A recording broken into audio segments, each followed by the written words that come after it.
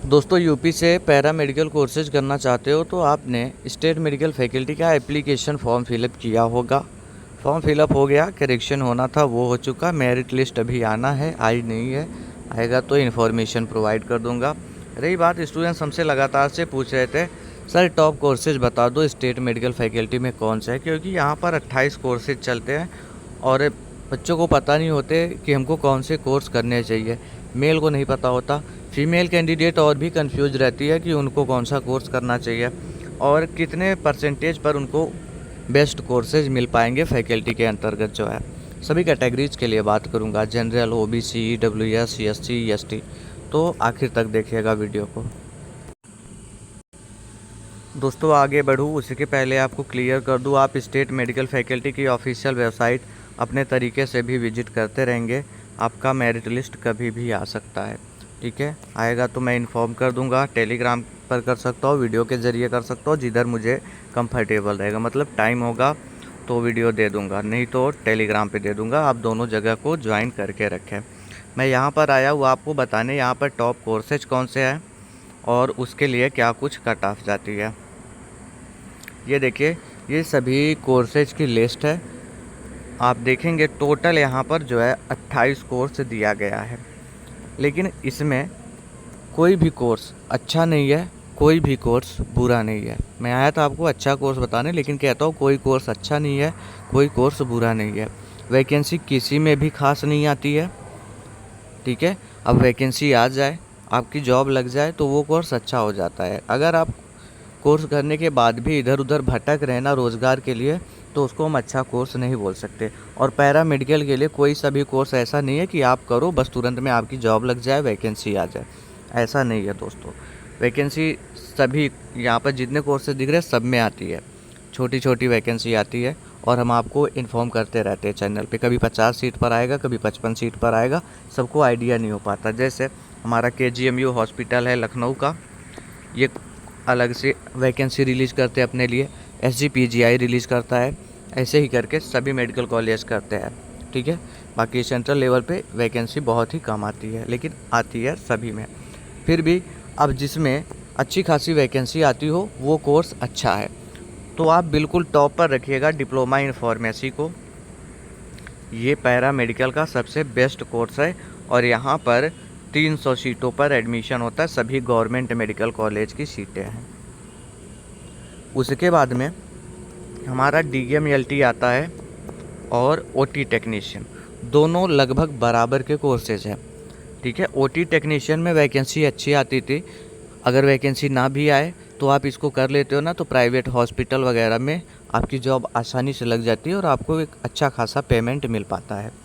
लेकिन इस बार थोड़ा सा यहाँ पर कन्फ्यूज़न हो गया, एक नोटिफिकेशन रिलीज हुआ न्यूज़पेपर में आज, जिसके बाद से स्टूडेंट्स बिल्कुल कन्फ्यूज़ हो गए क्या हमको OT टेक्नीशियन करना चाहिए या नहीं करना चाहिए, और बिल्कुल कंफर्म डिटेल उसके बारे में अभी तक नहीं मिल पा रही है। उसमें बताया गया था कि OT टेक्नीशियन वालों के लिए वैकेंसी नहीं आएगा, यहाँ पर जो बैचलर स्टूडेंट्स होंगे सिर्फ वही लोग एलिजिबल होंगे। अभी कोई कंप्लीट इन्फॉर्मेशन इस पर नहीं है, इसलिए OT टेक्नीशियन को अभी हम यहाँ से रिमूव करते हैं। आपको हम सेकंड पर बोलेंगे DMLT जो है, ये स्टेट मेडिकल फैकल्टी का दूसरे नंबर का बेस्ट कोर्स है। फिर आप तीसरे पर रखिएगा OT टेक्नीशियन को और चौथे नंबर पे रखिएगा एक्सरे टेक्नीशियन को और पाँचवें नंबर पे आप रख दीजिएगा ऑप्टोमेट्री को। ठीक है, ये कुछ अच्छे कोर्सेज हैं। अब जैसे ऑप्टोमेट्री को इसमें मैं रखना नहीं चाहता था, लेकिन क्यों रखा हूँ, क्योंकि ज़रूरी नहीं कि आपका जो सिलेक्शन हो, आप वैकेंसी आए नौकरी मिल जाए, ये आसान नहीं है। लेकिन आप ऑप्टोमेट्री कर लेते हो, आसपास में कहीं पर भी चश्मे की शॉप खोल सकते हो, वहाँ पर आप ट्रीटमेंट कर सकते हो। तो इसमें भी काम भर का ये अच्छा कोर्स है, बहुत अच्छा कोर्स नहीं है, काम भर का अच्छा कोर्स। यही 4-5 कोर्स दोस्तों अच्छे हैं स्टेट मेडिकल फैकल्टी के। बाकी सभी जो है, अभी जैसे इसमें प्लास्टर टेक्नीशियन है, आप डिपेंड हो हॉस्पिटल के ऊपर, हॉस्पिटल वाले रखेंगे प्राइवेट वाले तो आपको मिल जाएगा। ठीक है, आपको पेमेंट दे देंगे, लेकिन नहीं मिला तो क्या है, करके भटकते रहो रोज़गार के लिए, फिर आप जाओगे कहीं दूसरा कोर्स करने, ये परेशान होते हैं स्टूडेंट्स। उसके बाद फिजियोथेरेपी ये भी हॉस्पिटल पे डिपेंड है, लेकिन अच्छा खासा स्कोप है, इसमें पेमेंट मिलते हैं। कहने मतलब कोई कोर्स अच्छा बुरा नहीं है, लेकिन जो मैंने आपको 4-5 कोर्सेज बताए, इसके बाद वैकेंसी आए ना आए, लेकिन आप खाली नहीं बैठेंगे, कहीं ना कहीं आपकी जॉब लग जाएगी। थोड़ा सा बाहर निकलना होगा घर से, आप किसी भी हॉस्पिटल में जाएंगे, इंटरव्यू देंगे, डेमो देंगे, आपका सिलेक्शन हो जाएगा।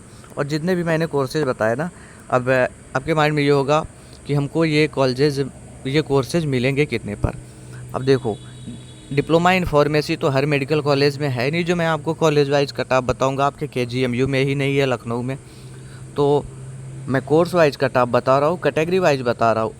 कॉलेज के बारे में आपको काउंसलिंग टाइम पर गाइड कर दूंगा, कौन से कॉलेज सेलेक्ट करने चाहिए, किस कोर्स के लिए करने चाहिए, आपकी कैटेगरी रैंक के हिसाब से, राइट। तो फार्मेसी जो हमारा है, डिप्लोमा इन फार्मेसी, ये मान के चले जो आपको मिलेगा आखिर तक में, ये 82% पर मिलेगा। इसके नीचे नहीं मिलेगा, ये एवरेज परसेंटेज की बात कर रहा हूँ, ठीक है। 1-2% ज़्यादा, 1-2% कम हो सकता है, इससे ज़्यादा वेरी नहीं करेगा। और ये मैं फाइनल राउंड काउंसलिंग तक बता रहा हूँ। और इतने पर SC और ST को मिलेगा।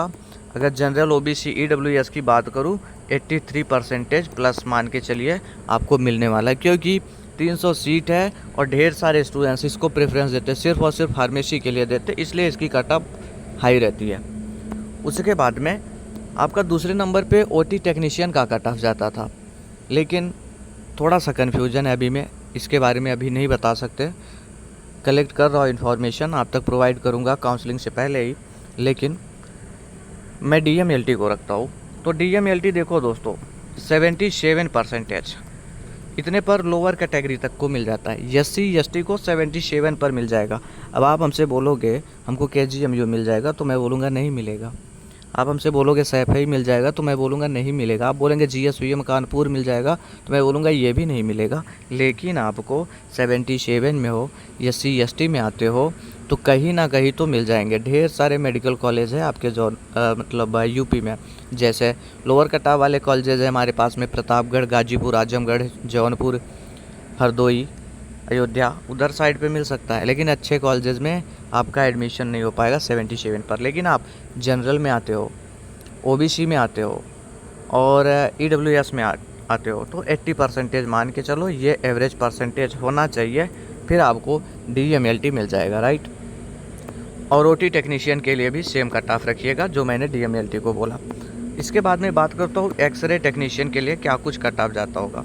तो जो हमारे जनरल के स्टूडेंट्स हैं, मान के चले फाइनल राउंड काउंसलिंग तक 77 पर आपको मिल जाएगा ये कोर्स एक्सरे टेक्नीशियन। अभी आप बोलेंगे मैं सब ओरली क्यों बता रहा हूँ, मुझे क्या बिल्कुल क्लियर है। तो दोस्तों, आज से नहीं 3-4 सालों से एडमिशन करा रहा हूँ, कोई इन्फॉर्मेशन गलत नहीं होती। कितने परसेंटेज पर, कितनी रैंक पर, कौन सा मेडिकल कॉलेज मिलेगा, कौन सा कोर्स मिलेगा, बिल्कुल सटीक इन्फॉर्मेशन रहती है। ढेर सारे बच्चे हैं मेडिकल कॉलेज में, आप भी वहाँ तक पहुँचेंगे, बस भरोसे के साथ जुड़े रहना। एक्सरे के लिए 77 जनरल OBC EWS वालों को मिल जाएगा। SC ST में आप आते हो 74 तक में आपको भी ये कॉलेज मिल जाएगा। +-1 करिएगा, ये मतलब 73 72 तक में भी आ सकता है, ठीक है। और 75 तक जा सकता है। 70 प्लस हो लोअर कैटेगरी में तो आपको एक्सरे के चांसेस हैं। बाकी 77 रहिए जनरल OBC EWS में आते हो। ऑप्टोमेट्री के लिए कट ऑफ बता दूं मैं, अब ये मेरे पास में ये ऑप्टोमेट्री ही बचा हुआ है। जो हमारे जनरल के बच्चे हैं, OBC हैं, EWS हैं, 75 तक है तो आपको सीटें मिलेंगी। SC और ST में आप आ रहे हैं तो मान के चले 70% का एवरेज होगा, तो आपको ये कोर्सेज मिल जाएंगे ईजिली। और ये अच्छे कोर्सेज है फैकल्टी के। बाकी इसके बाद भी ढेर सारे कोर्सेज हमारे पास, anaesthesia and critical care technician है, MRI टेक्नीशियन है, CT स्कैन टेक्नीशियन है, ऑर्थोपेडिक एंड प्लास्टर टेक्नीशियन है, डायलिसिस टेक्नीशियन है, ऐसे करके और भी कोर्सेज है, ढेर सारे कोर्सेज हैं। उनके लिए कट ऑफ ऑप्टोमेट्री के रेंज में घूमती रहती है। और कुछ कोर्सेज है जिनके लिए कम जाती है, उस पर मैं ऑलरेडी वीडियो दे चुका हूँ। आप देखेंगे मेरा एक वीडियो है लो कट ऑफ कोर्सेज, ऐसा करके एक मैंने वीडियो बनाया है, उसका लिंक डिस्क्रिप्शन में दे दूँगा, उसको देख लीजिएगा। जिनके 60% है, 62% है, 65% है, उन लोगों के लिए दिया गया है, ठीक है। उम्मीद करता हूँ बातों को समझे होंगे। बाकी कोई इन्फॉर्मेशन आती है मेरिट लिस्ट के रिगार्डिंग, काउंसलिंग के रिगार्डिंग, शेयर करूँगा आप तक। चैनल से बने रहिएगा। कोई क्वेश्चन है तो कमेंट में ज़रूर से बताइएगा। Thanks for watching this video.